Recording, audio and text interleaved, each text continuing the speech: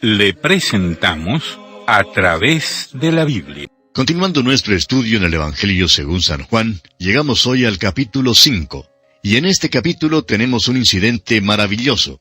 Se trata de la curación del paralítico en el estanque de Betesda. Hasta cierto punto, este milagro es el punto decisivo en el ministerio de Cristo. Este fue el milagro que causó que los sabuesos del odio comenzaran a seguir la pista de Jesús y que nunca cesaran de hacerlo hasta cuando le llevaron a morir en la cruz. Y para comenzar vamos a leer los versículos 16 al 18 y vamos a concentrar nuestra atención en este pasaje por unos momentos. Versículos 16 al 18 de este capítulo 5 de Juan. Y por esta causa los judíos perseguían a Jesús y procuraban matarle, porque hacía estas cosas en el día de reposo. Y Jesús les respondió: Mi Padre hasta ahora trabaja, y yo trabajo. Por esto los judíos aún más procuraban matarle, porque no solo quebrantaba el día de reposo, sino que también decía que Dios era su propio Padre, haciéndose igual a Dios. Esta confrontación que tuvieron con Jesús fue en cuanto al día de reposo, y ellos nunca le perdonaron por lo que hizo en el día de reposo. Le odiaban porque él dijo: el día de reposo fue hecho por causa del hombre, y no el hombre por causa del día de reposo. El milagro que nuestro Señor hizo aquí realmente infundió un odio tal en sus corazones que los llevó hasta el asesinato. Lo odiaron porque hacía milagros en el día de reposo y porque se hizo igual a Dios. Y amigo oyente, no puede ser más claro que eso. Hay muchos que sostienen una teología liberal y dicen que la Biblia no enseña la deidad de Cristo. Y no sabemos de lo que hablan estos hombres. O bien estas personas son totalmente ignorantes en cuanto a lo que la Biblia enseña, o bien son totalmente deshonestos.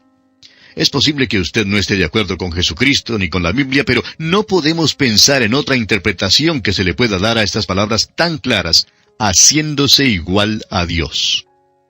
Ahora, si eso no es reclamar deidad, entonces no sabemos cómo una persona puede expresarse para reclamarla. Volvamos ahora al principio del capítulo. Principia con una fiesta de los judíos. Ahora, ¿cuál es esa fiesta? Probablemente era la Pascua. Hay 3 grandes fiestas de los judíos. Allá en Deuteronomio, capítulo 16, versículo 16, leemos: 3 veces cada año aparecerá todo varón tuyo delante de Jehová tu Dios en el lugar que él escogiere, en la fiesta solemne de los panes sin levadura, y en la fiesta solemne de las semanas, y en la fiesta solemne de los tabernáculos. Las 3 fiestas son entonces la Pascua, la fiesta de Pentecostés y la fiesta de los tabernáculos. Ahora, en el capítulo 2 del Evangelio según San Juan, encontramos la fiesta de la Pascua. Y en el capítulo 17 de este Evangelio encontraremos la fiesta de los tabernáculos. Y por eso muchos piensan que esta fiesta aquí era la de Pentecostés. Tenemos que confesar que realmente no sabemos. Pero creemos que es más probable que aquí se habla otra vez de la fiesta de la Pascua. Pero eso no es lo importante aquí. Comencemos pues la lectura con el versículo 1 de este capítulo 5 y leamos hasta el versículo 3. Después de estas cosas había una fiesta de los judíos y subió Jesús a Jerusalén. Y hay en Jerusalén, cerca de la puerta de las ovejas, un estanque, llamado en hebreo Betesda, el cual tiene 5 pórticos. En estos yacía una multitud de enfermos, ciegos, cojos y paralíticos que esperaban el movimiento del agua. El nombre de este estanque era Betesda, que significa casa de olivos, o también se ha traducido como casa de misericordia. Tenía 5 pórticos. Adentro había una gran multitud. La expresión una multitud de enfermos quiere decir personas sin fuerza. Y fue por uno de estos pórticos que el Señor Jesús vino a este lugar, y cualquiera de los otros enfermos que había allí pudo haberse dirigido a él. Ahora, el 4º versículo de este capítulo no se halla en los mejores manuscritos. No deseamos entrar en una discusión en cuanto a esto. A lo mejor muchos nos escribirán acusándonos de no creer en la infalibilidad de las Escrituras. Y amigo oyente, permítanos asegurarle que creemos con todo nuestro corazón en la infalibilidad de las Escrituras. Es por eso que enseñamos toda la Biblia entera. Pero creemos que sí hay tal cosa como la erudición fundamental y conservadora. Los eruditos creen que porque no aparecen los mejores manuscritos, que quizá fue colocado allí por un escriba como palabra explicativa. Creemos que esto puede ser verdad, pero si pertenece a las Escrituras o no es otra cosa. Para nosotros eso no es lo esencial, porque hay algo aquí que tiene mucha más importancia. Pero esta palabra aquí está a modo de explicación. Leamos pues el versículo 4 de este capítulo 5 de Juan. Porque un ángel descendía de tiempo en tiempo al estanque y agitaba el agua, y el que primero descendía al estanque después del movimiento del agua quedaba sano de cualquier enfermedad que tuviese. Esta es pues la explicación de la razón por la cual estaban todos reunidos allí. La creencia era que en ciertas ocasiones un ángel agitaba el agua. Ahora, personalmente creemos que muchísimas curaciones de tipo psicológico se registraron allí. Hay algunas personas hoy en día, así como había en aquel entonces, que están enfermas en sus mentes. Personas ignorantes y supersticiosas. Hay muchos que van a los llamados sanadores divinos hoy en día y, según dicen, hasta se sanan. Pero siempre hay una duda en cuanto a si habían estado realmente enfermos. Otra pregunta es si continúan sanos permanentemente. El punto es que el Señor Jesucristo sí sana hoy en día, así como sanó cuando estuvo en la tierra, y el paralítico aquí no fue sanado por algún movimiento del agua. Hace algún tiempo nos escribió una oyente algo disgustada porque, según ella, dijimos en alguna ocasión que no creíamos que el Señor sanara hoy en día. Pero, amigo oyente, lejos esté de nosotros decir tal cosa, porque estamos completamente convencidos que el Señor Jesucristo sí sana hoy en día. Ahora, si el Señor sana hoy en día, ¿para qué entonces acudir a otra persona, cuando podemos ir directamente a Él presentándole nuestro caso? Bien, continuemos ahora con el versículo 5 de este capítulo 5 de Juan. Y había allí un hombre que hacía 38 años que estaba enfermo. Nuestra atención se dirige ahora a un solo hombre. No sabemos si había estado al lado del estanque todo este tiempo o no. Había sufrido de esa enfermedad por 38 años y al parecer no podía moverse. Diríamos que el caso era el peor de los que había allí. Piense usted en la frustración que debe haber asediado a este pobre hombre. Si es que no había estado allí durante todos los 38 años de su enfermedad, por lo menos debe haber estado allí por algunos años. Debe haber tenido más de 38 años y, según dice aquí, su condición fue el resultado de su propio pecado. En el versículo 14, nuestro Señor Jesucristo le dice, mira, has sido sanado, no peques más, para que no te venga alguna cosa peor. Usted bien puede imaginarse a este pobre hombre acostado allí, con los ojos puestos sobre el agua, esperando el movimiento del agua. Esperaría que de alguna manera u otra, él pudiera ser el primero en bajar al agua y debe haberse sentido decepcionado una y otra vez. Estaba en una condición tan mala que los demás siempre se metían primero en el agua. Estamos seguros que él vio muchas curaciones allí. Pues bien, nuestro Señor sabía que él había estado enfermo por mucho tiempo y que por mucho tiempo había esperado al lado del estanque. Ahora fíjese usted cómo se acerca el Señor al enfermo. Leamos el versículo 6. Cuando Jesús lo vio acostado y supo que llevaba ya mucho tiempo así, le dijo, ¿quieres ser sano? Ahora esa es una pregunta algo extraña para un enfermo. Parece algo absurda, ¿no le parece? Ese no era el problema de este hombre. Por supuesto que él quería ser sano, pero el Señor le hizo la pregunta con dos motivos. En primer lugar, quería producir esperanza en el hombre. Su caso era desesperado y creemos que esa luz de esperanza se había ido de su vida dejándolo muy desesperado. En segundo lugar, y este es el motivo más importante, Jesús quería que este hombre quitara los ojos del estanque. Jesús quería que le mirara a él y por eso sorprendió al hombre. Creemos que este hombre nunca se había fijado en los otros enfermos que venían allí. Nunca miraba a otra parte, sus ojos estaban fijos en el estanque, de modo que nuestro Señor le sorprendió. Ahora, cuando nuestro Señor le preguntó que si de veras quería ser sano, creemos que el hombre normal y naturalmente reaccionó con una mirada que expresaba sorpresa. ¿Quién haría una pregunta como esa? Su contestación fue, claro que quiero ser sano. Pero ese no es mi problema. Lo que necesito es que alguien me meta en el agua. La condición de muchos hoy en día, amigo oyente, es como la de ese hombre que vigilaba aquel estanque esperando que algo pasara.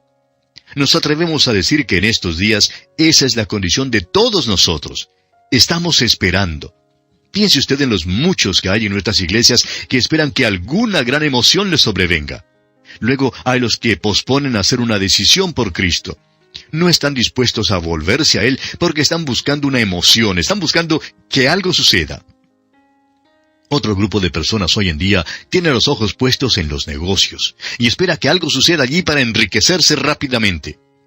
Luego hay aquellos hoy en día que acuden a un individuo, han escuchado contar la experiencia de otros y están esperando que una cosa semejante suceda en sus vidas. Y entonces sufren una decepción bastante amarga. Muchos han sufrido esto y realmente son personas que provienen de toda clase social y de todo carácter. Pero todos están esperando con sus ojos puestos en alguna cosa u otra. Este es el problema. Desafortunadamente, tienen los ojos puestos en la cosa, en el individuo o en la experiencia. Permítanos, amigo oyente, hacerle una pregunta. ¿Está usted esperando que algo le suceda en estos días? Si usted nos cuenta lo que es, quizás no sería posible escribir su biografía. El apóstol Pablo nos dice en su primera carta a los Tesalonicenses, capítulo 1, que estos cristianos allí en Tesalónica se convirtieron de los ídolos a Dios para servir al Dios vivo y verdadero. Es decir, que quitaron los ojos de las cosas allá en Tesalónica y se volvieron para servir al Señor Jesucristo. Estamos seguros que este hombre en el estanque miró hacia arriba con asombro de que alguien le hiciera esa pregunta. Continuemos ahora con el versículo 7. Señor, le respondió el enfermo, no tengo quien me meta en el estanque cuando se agite el agua, y entre tanto que yo voy, otro desciende antes que yo. ¿Qué historia tan triste es esta que cuenta? Este pobre hombre, desesperado, impotente, sin casa ni hogar, triste, realmente está diciendo que si quiero ser sano. Claro que sí, pero no tengo quien me meta en el estanque. ¿Me meterás tú en el estanque? Ahora, en el momento en que el hombre puso sus ojos en el Señor Jesús, entonces sí que le sucedió algo. Leamos el versículo 8. Jesús le dijo, levántate, toma tu lecho y anda. Le mandó levantarse, a tomar su lecho y a andar. Debía entregar a otro su puesto allí junto al estanque, pero él debía tomar su lecho e irse, porque es seguro que no sufriría ninguna recaída. Continuemos ahora con los versículos 9 hasta el 13. Y al instante aquel hombre fue sanado, y tomó su lecho y anduvo, y era día de reposo aquel día. Entonces los judíos dijeron a aquel que había sido sanado, es día de reposo, no te es lícito llevar tu lecho. Él les respondió, el que me sanó, él mismo me dijo, toma tu lecho y anda. Entonces le preguntaron, ¿quién es el que te dijo, toma tu lecho y anda? Y el que había sido sanado no sabía quién fuese, pues Jesús se había apartado de la gente que estaba en aquel lugar. Ahora lo próximo que sucede es que los enemigos le acusan de llevar su lecho en el día de reposo. Bueno, esa era la prueba de que había sido sanado. ¿Puede usted imaginarse, amigo oyente, lo ridículos que eran estos líderes religiosos? Se turbaban porque llevaba su lecho en el día de reposo. Creemos que nuestro Señor se apartó de aquella gente de una manera milagrosa. El hombre en verdad no sabía quién era el que lo había sanado. Ahora leamos el versículo 14. Después le halló Jesús en el templo y le dijo, mira, has sido sanado, no peques más, para que no te venga alguna cosa peor. Lo que realmente sucedió fue lo siguiente, amigo oyente. El Señor le sanó físicamente en el estanque de Betesda, pero allí en el templo sanó su alma. El pecado había causado la enfermedad del hombre. Recibió primero un cuerpo sano y luego un alma sana. Este hombre realmente llegó a conocer a Jesús. Ahora sí que le era posible decir quién es Él. Este paralítico esperaba y esperaba, vigilando el agua, pero un día pasó por allí Jesús, el Cordero de Dios, y le vio. Y el hombre también vio a Jesús. El hombre que no tenía fuerzas se encontró con el hombre omnipotente. La cosa que nos parece tan asombrosa aquí es que había multitudes en aquellos pórticos que se quedaron sin ser sanados. Y hoy en día hay multitudes también que no son salvas. ¿No está acaso dispuesto Jesús a salvarlas? Sí, pero lo que ocurre es que no han mirado a Jesús. Simplemente esperan, amigo oyente, esperan que algo suceda. Leamos ahora los versículos 15 y 16. El hombre se fue y dio aviso a los judíos que Jesús era el que le había sanado. Y por esta causa los judíos perseguían a Jesús y procuraban matarle, porque hacía estas cosas en el día de reposo. Este fue el incidente que causó que aquellos sabuesos de odio siguieran la pista a Jesús. Ahora, cuando aquí dice los judíos, en realidad se refiere solo a los líderes religiosos de los judíos. Y aquí es donde empiezan a perseguir a Jesús y procuraban matarle. Continuemos con el versículo 17. Y Jesús les respondió, mi Padre hasta ahora trabaja y yo trabajo. Cuando aquel hombre se hundió en el pecado, amigo oyente, al Señor Jesús y al Padre no les fue posible descansar en el día de reposo. Dios descansó después de la creación del universo físico, pero después de la creación del hombre no descansó porque el hombre se hundió en el pecado.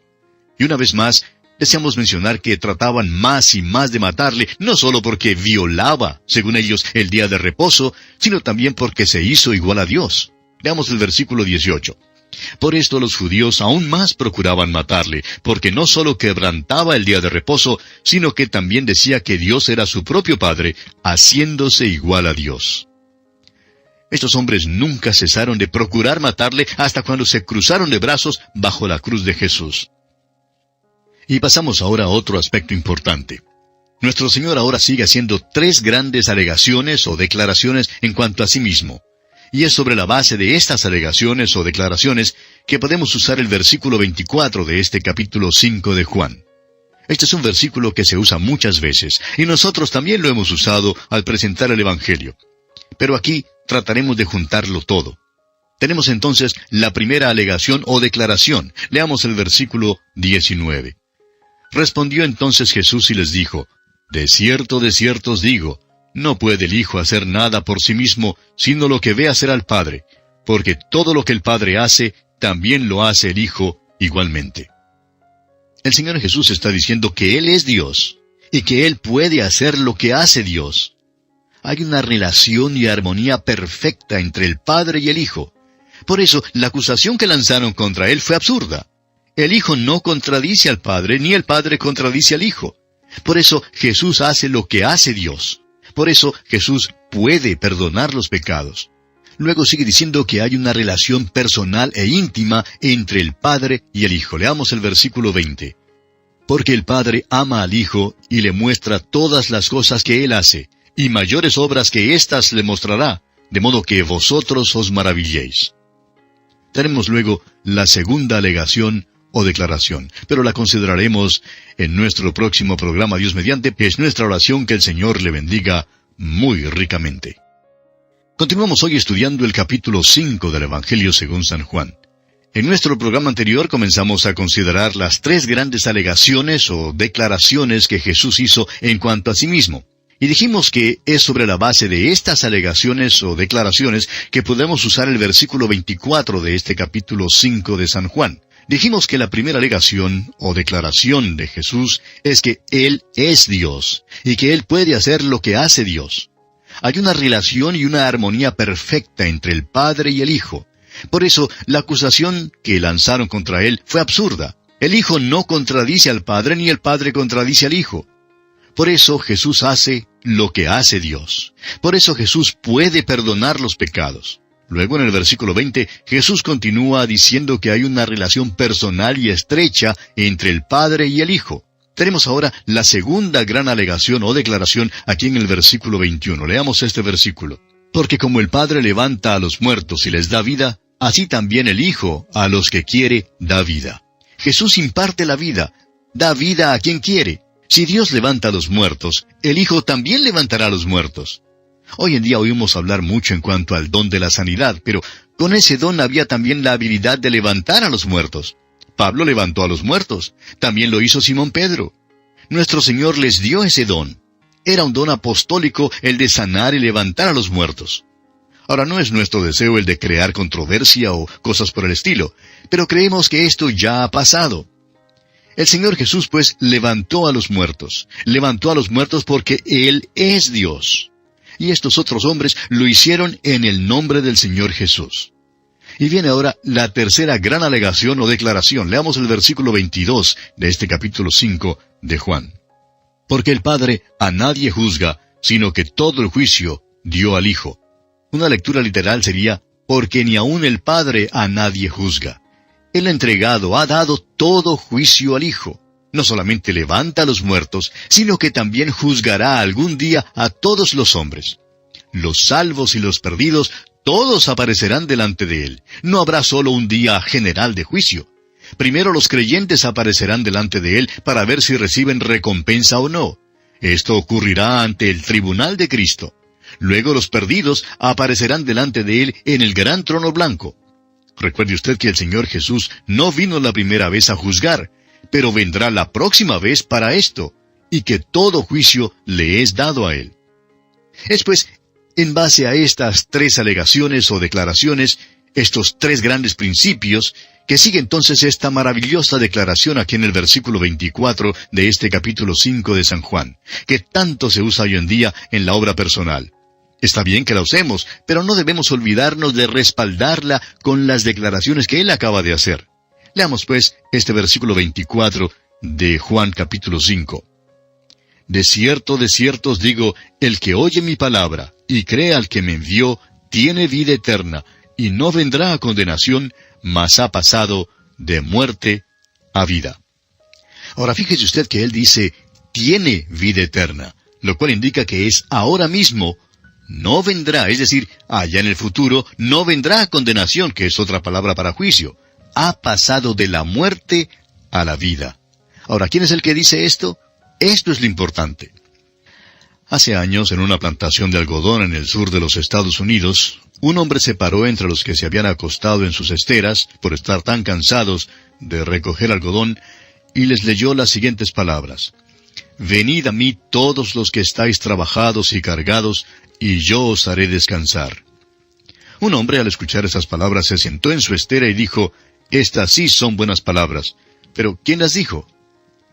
El Señor Jesús, amigo oyente, alegó ser Dios y alegó también que le era posible hacer lo que hace Dios. Y eso es muy importante. Eso hace que su invitación sea gloriosa y que sus palabras sean buenas.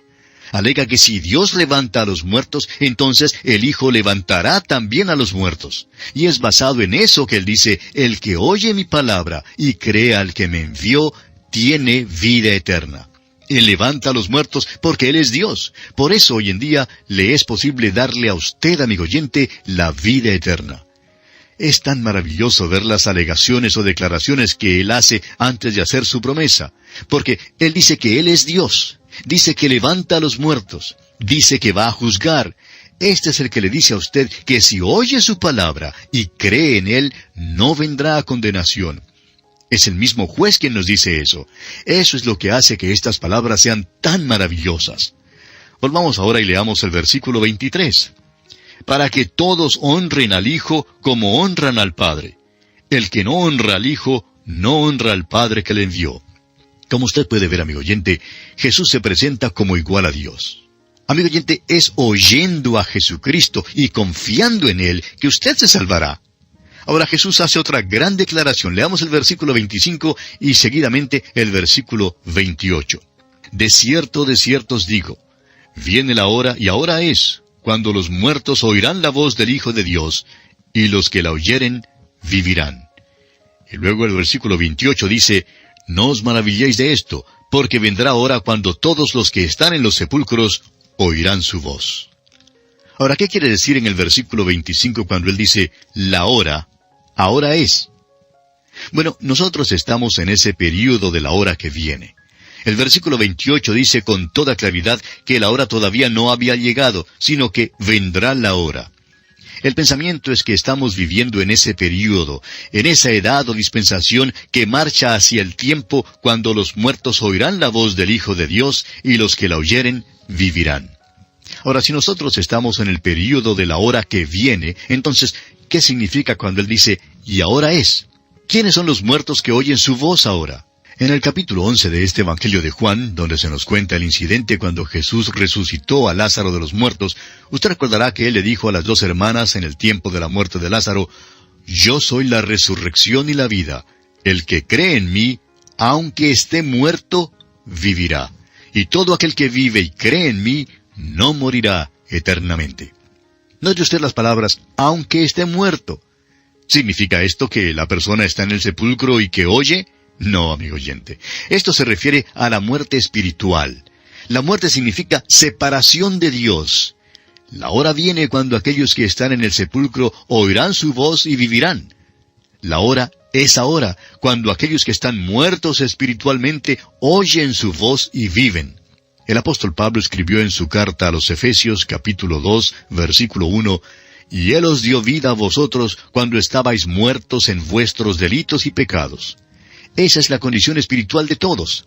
Entonces dice, el que oye mi palabra y cree al que me envió, tiene vida eterna, y no vendrá a condenación, mas ha pasado de muerte, es decir, de la muerte espiritual a vida. De modo que, en los versículos 25 y 28, Jesús está hablando en cuanto a dos cosas distintas.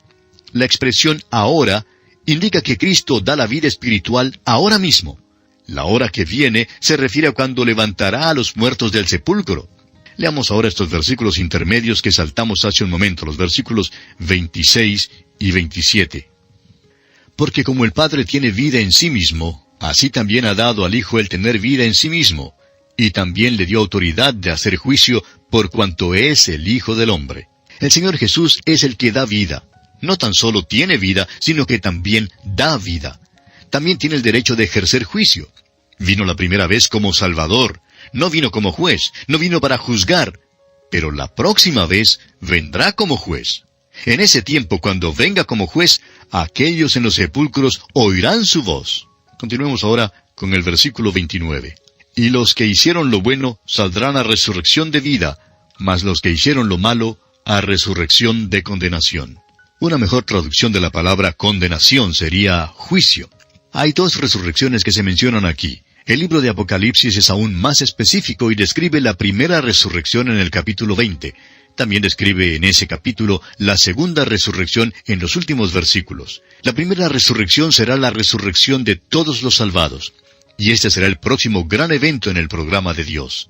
También lo llamamos el rapto o el arrebatamiento de la iglesia.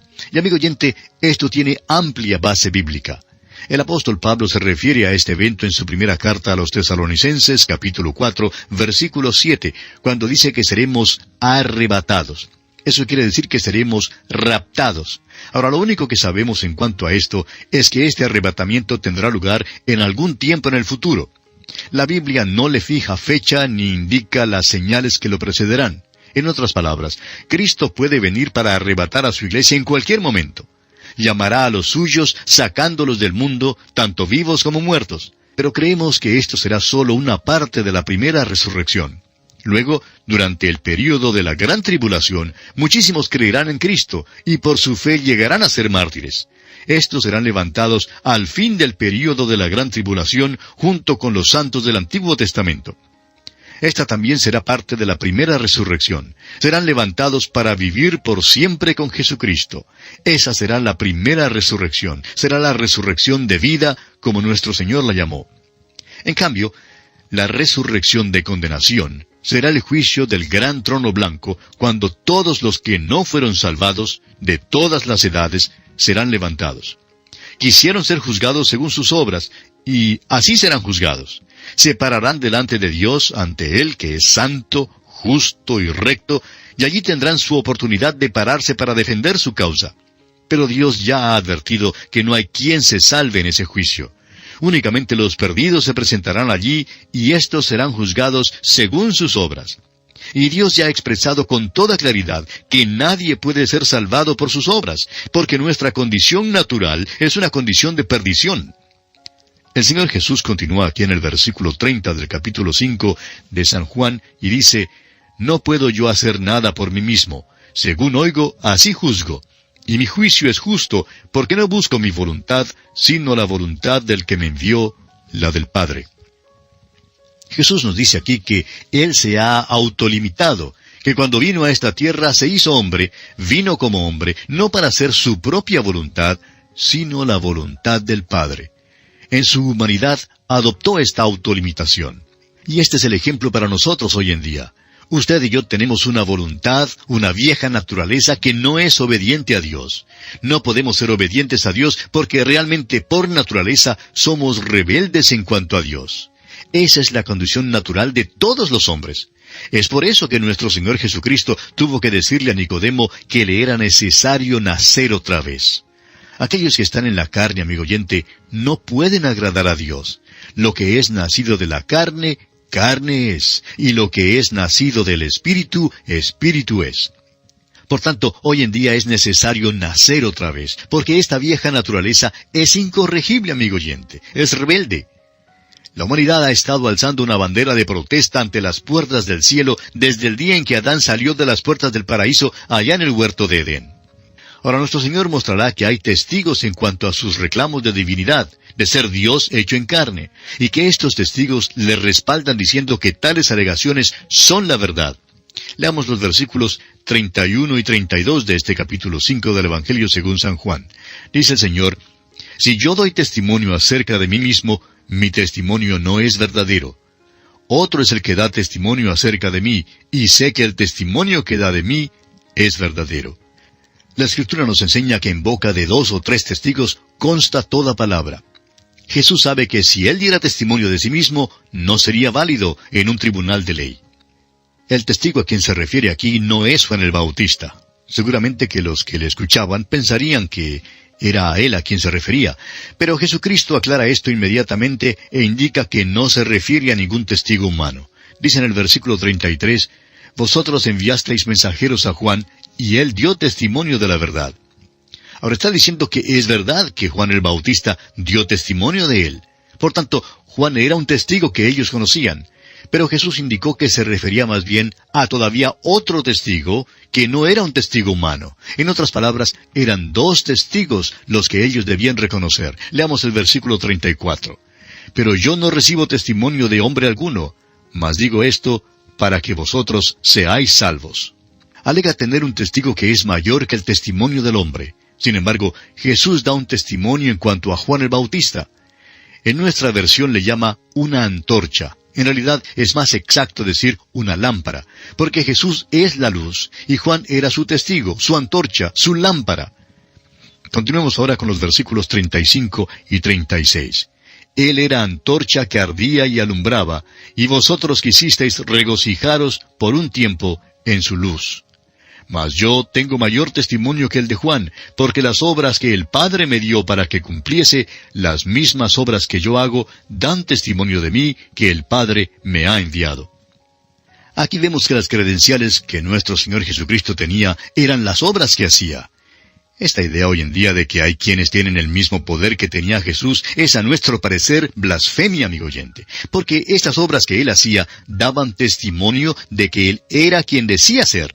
Y amigo oyente, no había solamente unos pocos casos aislados. No celebraba campañas o cruzadas de fe. Tampoco exigía que los enfermos formaran una fila para luego pasar adelante para su sanidad. Él salía donde estaban las multitudes, por los caminos. No recogía ninguna ofrenda. Mientras Jesús caminaba entre el pueblo, muchísimos enfermos eran sanados. Hemos dirigido su atención en cuanto a este asunto en los Evangelios muchas veces, y es tan importante que refresquemos nuestra memoria en cuanto a esto. Amigo oyente, no había simplemente una media docena, ni aun 100 ni 200 que él sanó, de los que entonces vivían en aquella tierra. Había literalmente miles y miles de personas que él sanó. Esto ha sido demostrado abiertamente. No había una sola persona en aquel día que contradijera el hecho de que él sanaba a los enfermos. Habrían sido necios si hubieran tratado de contradecirlo. Pero 2000 años más tarde, en bibliotecas mohosas, en las grandes universidades de Europa y Estados Unidos, y a miles de kilómetros de distancia de aquella tierra, hay supuestos eruditos que se sientan para escribir en sus libros diciendo que no creen en los milagros de Jesús. Pero amigo oyente, esto no comprueba nada. Leamos ahora los versículos 37 al 39. También el Padre que me envió ha dado testimonio de mí. Nunca habéis oído su voz ni habéis visto su aspecto. Ni tenéis su palabra morando en vosotros, porque a quien él envió, vosotros no creéis. Escudriñad las Escrituras, porque a vosotros os parece que en ellas tenéis la vida eterna, y ellas son las que dan testimonio de mí. Muchas veces este último versículo es mal entendido. No es una expresión en el modo imperativo, sino en el modo indicativo. Permítanos decirlo así: vosotros escudriñáis las Escrituras. Hace una simple declaración sobre lo que hacen, pero no les está diciendo que hagan algo. Le dice que ellos escudriñan las Escrituras, creyendo que en ellas hallarán la vida eterna, pero ni aún entienden que estas mismas Escrituras testifican de Jesús. Amigo oyente, tenga cuidado de encontrar a Jesús en la Biblia, porque si no lo encuentra, entonces su búsqueda será en vano. Ahora el versículo 40 dice: y no queréis venir a mí para que tengáis vida. Las Escrituras hablan de Jesucristo, pero ellos no comprendían el verdadero sentido. Y ahora los versículos 42 y 43, «Mas yo os conozco que no tenéis amor de Dios en vosotros. Yo he venido en nombre de mi Padre, y no me recibís. Si otro viniere en su propio nombre, a ese recibiréis». Rechazaron a Cristo. El anticristo vendrá en su propio nombre, mandará que hagan una imagen de sí mismo, y a ese aceptarán. Ahora el versículo 44 dice, «¿Cómo podéis vosotros creer, pues recibís gloria los unos de los otros, y no buscáis la gloria que viene del Dios único?» Ellos buscaban el aplauso de los hombres, no buscaban la gloria que viene del Dios único. Y ahora los versículos finales, versículos 45 al 47, dicen, «No penséis que yo voy a acusaros delante del Padre. ¿Hay quién os acusa? Moisés, en quien tenéis vuestra esperanza. Porque si creyeseis a Moisés, me creeríais a mí, porque de mí escribió él. Pero si no creéis a sus escritos, ¿cómo creeréis a mis palabras?» Amigo oyente, eso es de tanta importancia. En los libros del Pentateuco, en los libros que ya hemos estudiado, hemos tratado de señalar al Señor Jesucristo. Es verdad que no hay una referencia específica a Él en todas las páginas, pero sí creemos que se encuentra en cada página del Pentateuco. Es más, creemos que se encuentra en cada página de la Biblia. Cuando un hombre empieza a lanzar un ataque contra el Antiguo Testamento, cuidado, amigo oyente. En realidad está lanzando un ataque sutil contra el Señor Jesucristo mismo. Tememos que haya muchos hombres que de una manera tonta empiezan a dudar del Antiguo Testamento y en verdad no se dan cuenta de lo que hacen. Es como el caso de un hombre en un manicomio que estaba socavando el cimiento de un edificio. Y cuando le preguntaron por qué estaba empeñado en quitarle los cimientos al edificio en que vivía, contestó, «Bueno, es que yo vivo en el segundo piso». Y tememos que haya muchos hombres necios que dicen, «Bueno, es que yo vivo en el Nuevo Testamento». Amigo oyente, el Antiguo Testamento es la base. Nuestro Señor dijo, «Pero si no creéis a sus escritos, ¿cómo creeréis a mis palabras?». Y así, amigo oyente, concluimos nuestro estudio del capítulo 5 del Evangelio según San Juan. En nuestro próximo programa, Dios mediante, comenzaremos a estudiar el capítulo 6. Que Dios le bendiga ricamente.